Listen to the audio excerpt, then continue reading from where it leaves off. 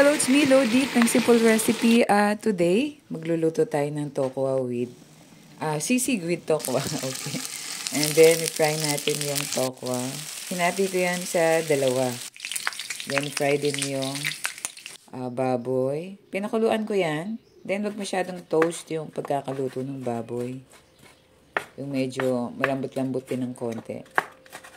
Kuhain natin ng gusto nating laki.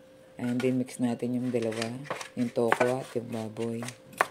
At kumuha tayo ng mga ingredients. Then, kuha tayo ng kalamansi. Kumuha muna ako ng kalamansi doon sa aming puno ng kalamansi. Hindi ko kinukuha kasi para lagi siyang fresh. Kasi kapag natutuyo kahit i-ref.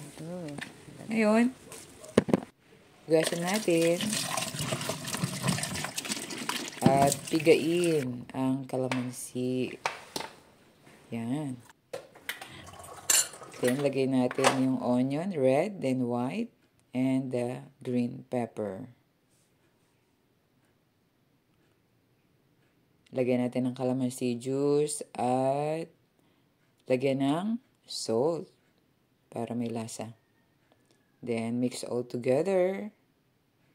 Then, sa isang pan, maglagay ng cooking oil at ilagay yung ating mixed ingredients.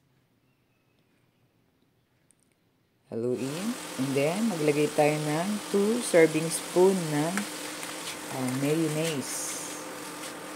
Yan, para mas masarap. Wow, sarap na. At yan na, almost done na tayo. It's ready to serve. Thank you for watching. God bless.